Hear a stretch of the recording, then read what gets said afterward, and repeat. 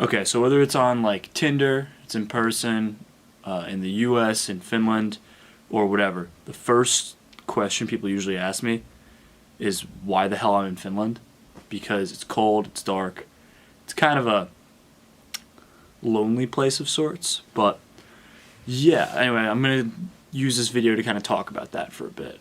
So I was born in America, in New Jersey to be precise. You can see New York City from my high school. I speak English like an American. I went to college in the U.S.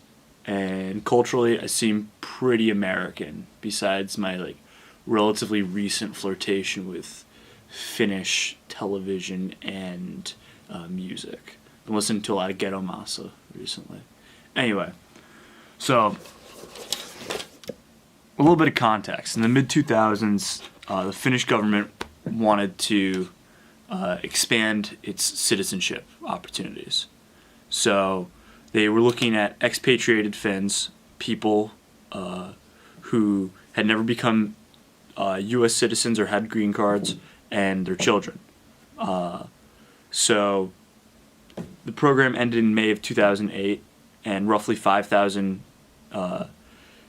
Finns all over the world in the U.S., Canada, Australia became Finnish citizens as a result of this expansion. And I'm one of those 5,000 people.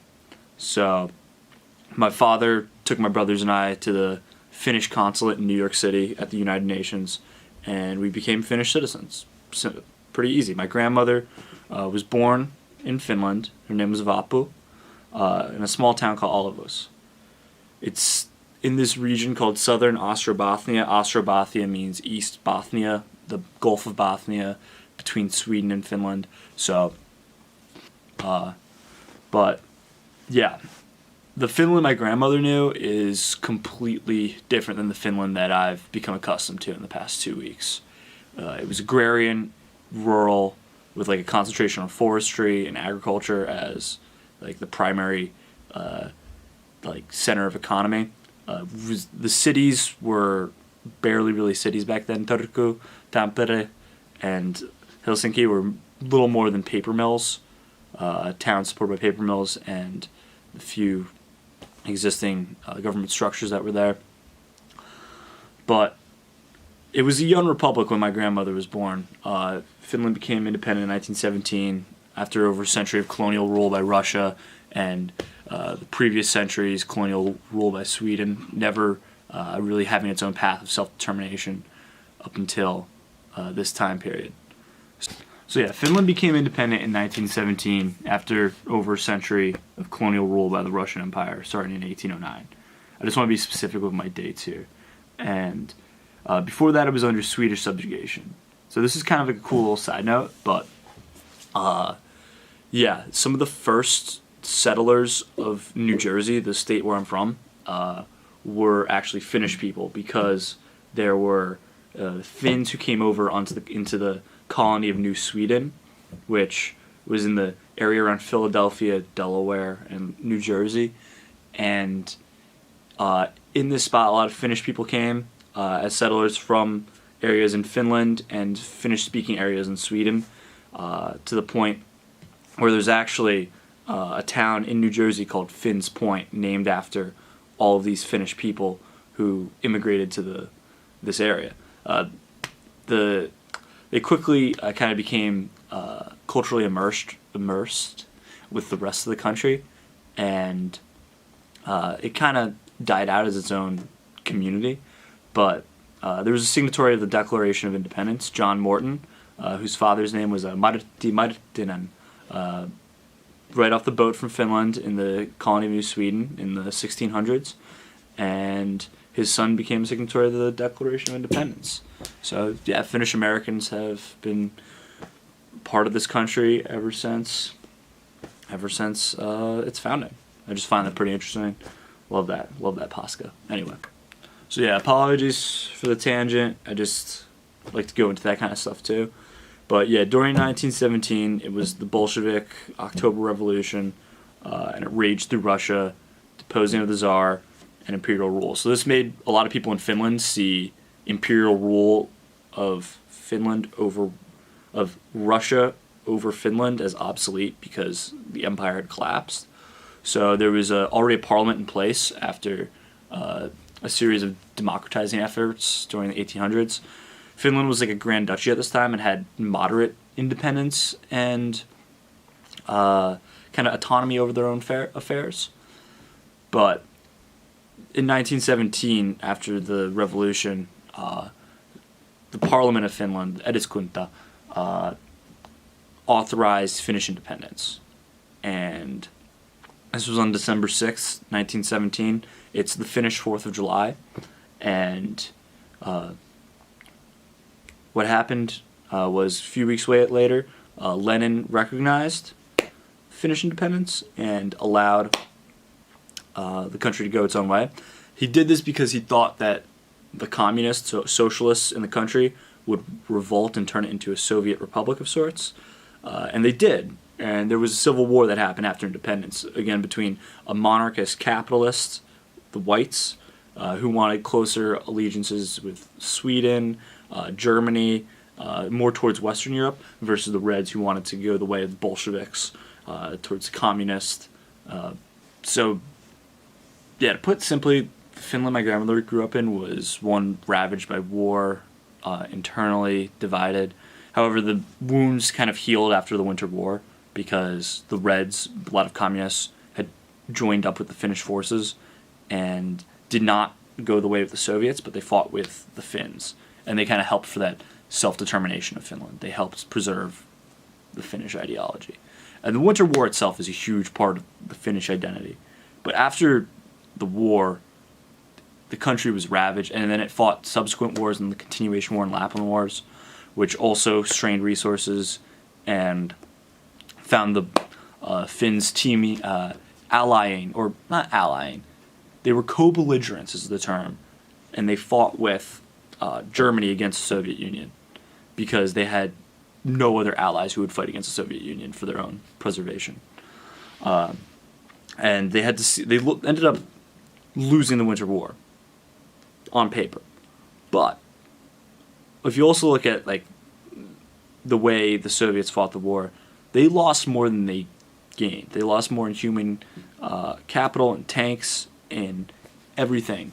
They suffered a great loss on the Soviet side, and it was the definition of a Pyrrhic victory.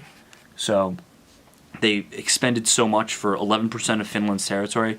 They received the land cessations they wanted, and there was a huge refugee crisis in Finland during this time from the lands of Karelia. And also Finland lost its port on the Arctic Ocean in Petsamo, but it's now called Peshenga in Russian. I'm probably butchering that. But yeah, Karelia, Petsamo, and 11% of Finland's territory was ceded to the Russians. So the Finland after World War II was one that was very, very poor, desolate, destitute. There didn't seem like there was a lot of opportunity in the country. And so my grandmother left for the United States. It was the best option at the time. There was not much in Finland. So she went to the U.S. She worked there were a lot of popular Finnish maid services based out of New York City. If you ever read the book The Great Gatsby, he talks about how he has his Finn. And yeah, that's it's because during the 20s, 30s, 40s, 50s, it was popular to have Finnish maids. And that's what my grandmother became. And that's how she met my grandfather. I was on a farm in New Jersey. But anyway, so yeah, she never became a U.S. citizen though. So she held a green card this whole time. The whole time she was in the U.S. She died a few years before I was born. But Vapu gave me kind of this. Vapu's the reason I have Finnish citizenship through my father, the youngest of her children. This is why I have Finnish citizenship, put simply, is because she never renounced her Finnish citizenship or became a citizen of another country. My father was able to get Finnish citizenship, and he got it after, while he was an adult with children, and then I received it because my father had it, and my brothers have it as well. That's what we did when we went to the consulate. But So Finland has mandatory conscription for all males between the ages of 18 and 28. So if you're an American living in the U.S., but you have Finnish citizenship, you don't necessarily have to do your service as long as you don't plan on living in Finland. But you want to still have the passport. It's confusing, I know, but it's 6 months of mandatory training, and Finland still maintains troops, a conscription army, and trains the vast majority of their male population because it's necessary for defense. There's a huge bear to the east, and it's vitally important that the country of Finland knows how to protect itself. Finland has a larger army by reserve standards that could be called upon any time than Germany or France. More artillery than Germany or France because of where it is located. It's not a NATO ally. It's by itself. And they need every hand on deck. So, I'd never been to Finland up until December 2017. I came for the first time for the Finnish centennial. I've been learning Finnish off and on. I've been trying to do as much as I can for the past year or so. But it's a tough language to learn. It's the hardest language in the world, technically. It's the hardest language in the world. And it's not Indo-European, and it's not related to Russian or Swedish. Or it has loan words, of course. And loan words from Old German and things like that. Like the word for girl is Tyttö, which is similar to like the German like daughter, Tyttär, or something like that. But the vast majority of like the language's structure is Uralic. So it comes from they theorize that it comes from tribes who migrated from the Ural Mountains and settled in places like Finland. Finnish and Estonian are very similar, and even Hungarian to the south in Central Europe has a lot of similarities with Finnish in that they're both very random languages. But a lot of people say that the similarities are overstated. I digress. I'm going off on a tangent. But anyway, so I've always wanted to move here. I've always wanted to do my military service because it seemed like an adventure for this kid from New Jersey to go into the Finnish military and really just get accustomed with this cold, cold place. I've been in Helsinki for about 2 weeks, and I'm heading up to Kajaani on Thursday. So I'm pretty excited for that. I'm heading up like about 100 miles south of the Arctic Circle.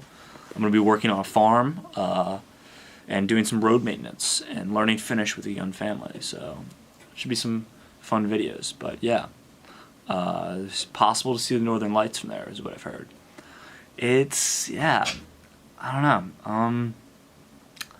Yeah, I'm pretty excited. I don't know what my calling really is here. I don't know. I've kind of got this sense of like coming back to my roots, but like I'm an American mutt. I'm only a quarter Finnish. I'm more Irish than Finnish, but I have the passport and I'm trying to make the most of it and see what this country has to offer me. But yeah, so far I'm having a good time. So far I'm enjoying it, even though it's been snowing almost every day since I got here, and it's absolutely freezing. I've spent the past couple weeks just doing paperwork. I don't really have a permanent address yet, so I'm trying to settle that. And then I had to do paperwork for the military, which is tough when you don't live in the country, and a few of the doctors barely speak English. Most people speak English around Helsinki, which has been a huge help. But I'm moving up north because less people will speak English, so I'll be forced to kind of speak the little Finnish I do know now and learn more. So I have a couple books and things that I'm working with, a couple tapes, and I figure living with a young family, the best way to learn is through children. So yeah, I'll try to be posting videos as much as I can. I'll be pretty busy. Hopefully I'll get this one up by the first week of February. Anyway, yeah, as we say in Finland, moi moi.